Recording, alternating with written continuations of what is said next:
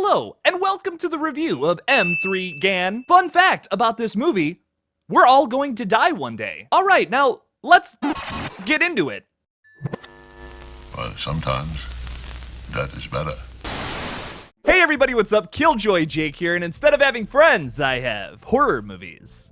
Today we're talking about a brand new horror film, first one of 2023, called M3GAN, or probably M3GAN is the better way to say it, opposed to my robot counterpart from the intro. I don't really trust that J4KE guy, he likes to talk about death a lot. But before we get into a non-spoiler, then a spoiler review of M3GAN, I'm gonna need y'all to like this video and subscribe for more horror content in the future. All you gotta do is hit a little button and it helps old Jake out. So go ahead and smash that little thing. I wanna tell a little crazy story first. Have you ever walked into a theater like at the perfect time? Like we were there a little late, but there's always like 20 minutes of previews. We walked in right when the last preview was ending, and we sat down and bam, movie started. I mean, it was like perfect. Listen, your boy loves him some previews all day, every day, but they used to be 15 minutes. Now they're like 20, 25 minutes. Everything was just like perfect yesterday. I just had a really good day. I thought I'd share that with y'all. I don't know. You don't care. Let's get into the review. A non-spoiler review. I really enjoyed this film. This was a big surprise for me, and I was kind of going into it with like average expectation. I wasn't really expecting this movie to blow me away like how it did. The plot description for M3GAN reads, M3GAN is a marvel of artificial intelligence, a lifelike doll that's programmed to be a child's greatest companion and a parent's greatest ally. Designed by Gemma, a brilliant roboticist, M3GAN can listen, watch, and learn as it plays the role of friend and teacher, playmate, and protector. When Gemma becomes the unexpected caretaker of her 8-year-old niece, she decides to give the girl a M3GAN prototype, a decision that leads to unimaginable consequences. The film is directed by Gerard Johnstone, produced by James Wan and Jason Blum, and was written by Akela Cooper. The film also stars Allison Williams and Violet McGraw. M3GAN is laugh out loud funny, sharp with its commentary, and so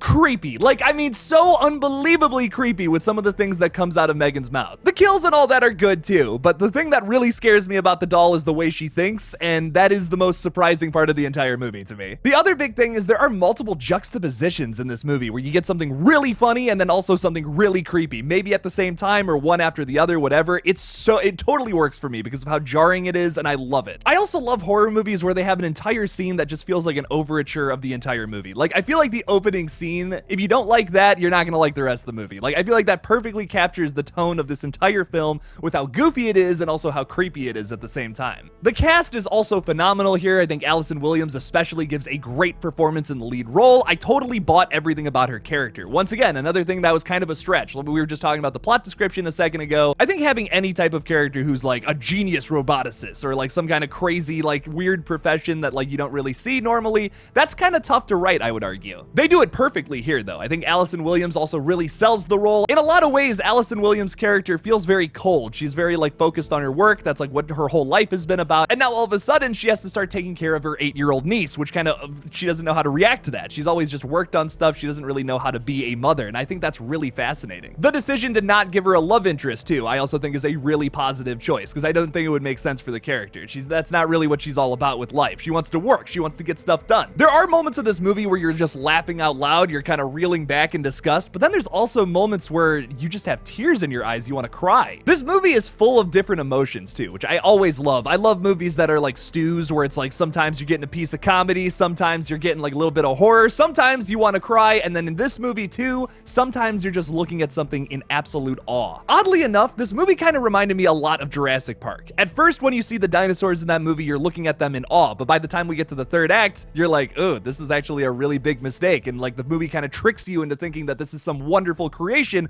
when really it's an atrocity. M3GAN also does that really well. I haven't seen another movie do that specific idea so well since like Jurassic Park from 1993. I'm not trying to say that M3GAN is on the same level as that movie. I'm just saying it does that aspect of it really well. I didn't like M3GAN that much. I liked it, but it's not a Jurassic Park. I love it, but it's not that good. The biggest draw to this movie for me, which I just wasn't expecting, it doesn't really seem like it was something they were going to focus on with this movie. It just seems like it's going to be a goofy killer doll flick. you really have this crazy question of morality about AI and if we should be using it or not. This is a very relevant theme today, considering all the AI art that's going around and all the controversy surrounding it. This movie dropped at a perfect time. It's very thought-provoking, and even if you don't care about all that other stuff, it's just a very fun and goofy, creepy watch. It's got a lot of different adjectives going for it, and that's why I like it so much. I highly recommend M3GAN if you have not seen it yet. Absolutely see this one in the theaters too. It got a great reaction from the crowd, at least where I was. So if you can, see this one in the theaters. All right, now we're getting into some spoiler talk. Spoiler territory. Don't go any further if you haven't seen the movie. Seriously, I don't want to spoil this one for y'all. So starting right from the opening scene, because I have so much to talk about just with the opening scene. I could do a whole video on the opening scene of this movie. That's how much there is to chew on with this one. We immediately start off with this commercial for one of Gemma's other projects, and they're like these little like Furby looking things. They're robot pets essentially that you can take home. You feed them with like an app. It's done really well. It's very funny, but also very creepy. Like it's almost like you're watching a commercial for Cyberdyne Systems, who's gonna create this new thing for tomorrow and all that. Like it's eerie. It's like apocalyptic in a sense. At the same time though, it's hilarious because like the big draw to these like robot pet things is that they poop. I also love that like the poop joke isn't just for like a little juvenile, funny little joke just to make the audience laugh. It comes back later on when you showed like the knockoff version of the pets, and it's like instead of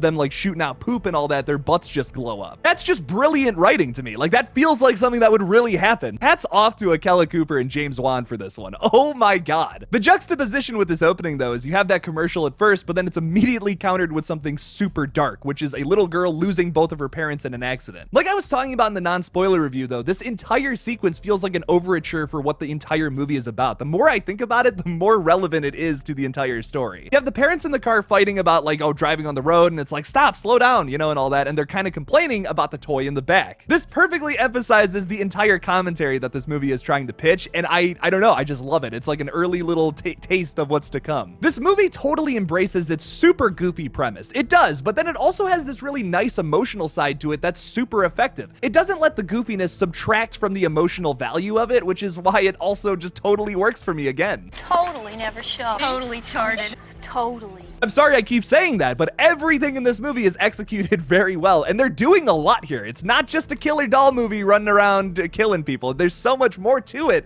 than just that. Allison Williams is also great in the lead role playing Gemma. This is a character who is like this brilliant roboticist who's been working on children's toys for a long time, and she wants to create M3GAN to kind of be like the toy to end all toys, essentially. She also confesses later on in the movie that she kind of created M3GAN because she didn't want to deal with Katie. She didn't know how to be a mother, so she invented a toy that would just mother her for her. And that's why the child psychologist character is so important.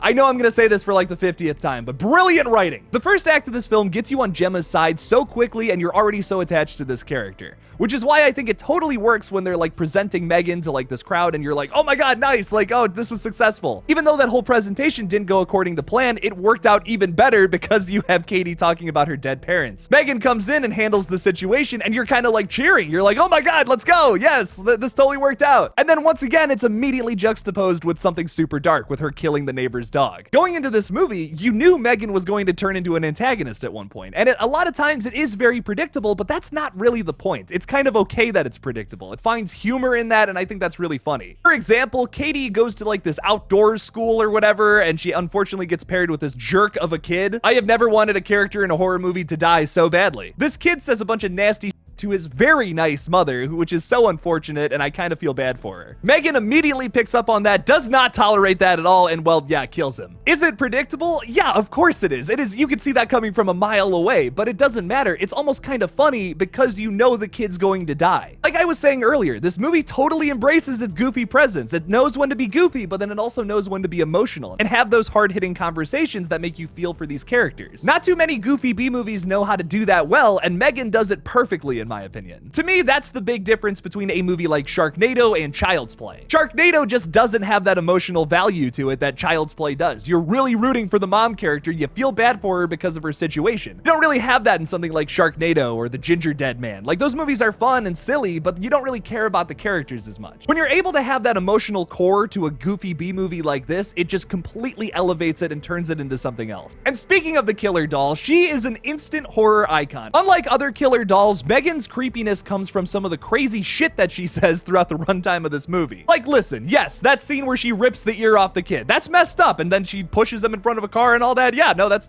scary as all hell. But some of the shit that comes out of her mouth afterwards about the kid is even scarier, in my opinion. Tucking Katie into bed, Megan tells her, like, oh yeah, boys like that don't go to heaven. And it's just like, oh my God, that is so cold and cynical. Why would you say that to a child? Oh God. It really keeps you grounded with that character, reminding you that she is just a robot, not an actual person, even though she has this hyper-realistic look to her that once again is super creepy. And with movies like this, where there's a lot going on, a lot of different flavors all over the place, sometimes things aren't balanced. M3GAN is perfectly balanced with its humor, its creepiness, its like awe factor, and its really emotional side too. There are moments in this that had tears in my eyes. There are moments where I was like just clapping and losing my mind over the ending. The third act is fantastic, by the way. We kind of get ourselves a Child's Play inspired ending here where M3GAN is just relentless and just keeps coming back and they have to keep fighting it. And I love it. There's a little things that are set up throughout the entire plot that come back for this ending, especially like where the brain is, how Gemma's designs are all very similar. That's how Katie knows where like the brain of it is, because Allison Williams' character explains that to her earlier on about Bruce. Literally my only issue with the movie, and it's a little tiny nitpick, like this is oh my God, Jake, relax, dude. Like this is such a little tiny insignificant detail, who cares? Okay, but I'm gonna point it out. The gloves that control Bruce, I don't believe were in Katie's reach where she was, and somehow she just has them on.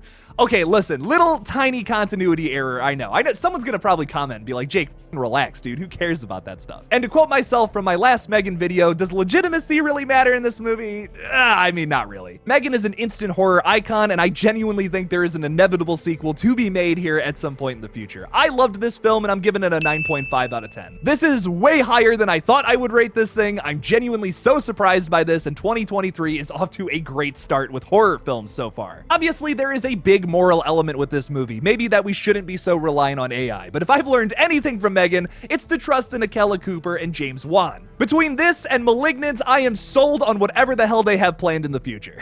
And I also want to praise Gerard Johnstone, who's directed 2 movies that I absolutely love. I love Housebound, and I absolutely love this film too. What did you guys think about M3GAN though? Leave me something about it in the comments below. Thank you guys so much for watching this brand new review of M3GAN. Don't forget to like this video and subscribe for more review videos in the future. Please consider supporting me on Patreon or becoming a channel member for an extra review video every single month. Thank you guys again for watching, and as always, don't forget to kill it out there, y'all.